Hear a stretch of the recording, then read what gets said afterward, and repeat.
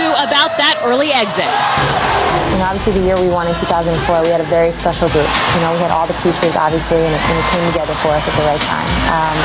Since then, we haven't gotten out the first round, which is, obvious.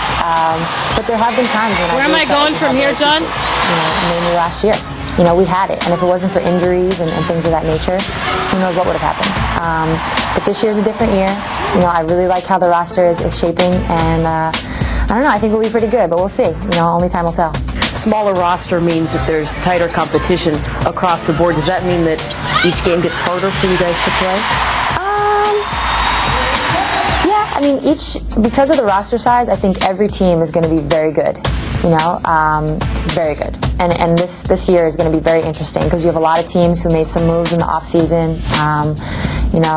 Both in conference and the Western Conference, teams like LA, Minnesota, and then in the Eastern Conference. So it'll be very interesting, as usual. It's like that every year. So. Is there a particular roster that scares you or intimidates you? No, not at all.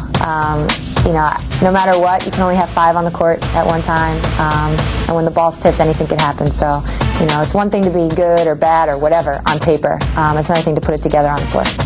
When you saw a franchise like Houston have to close up, does it worry you at all about where the league is going? Obviously it's not a good thing when teams fold, but in my experience in the WNBA thus far, every time a team has folded, and a new one has popped up, it's always been in a city where, or not just a city, but really with an ownership group that wants it. And that's an important ingredient. You look at Seattle. We have owners who are truly passionate about this franchise, who want it to succeed, and it kind of, it gets passed down to us. And then the city feeds off that as well. So, people could look at it as a bad thing that there are no more teams in Portland, Miami, Orlando, but now there's teams in Connecticut. We stayed in Seattle, where you can really feel the passion of everybody.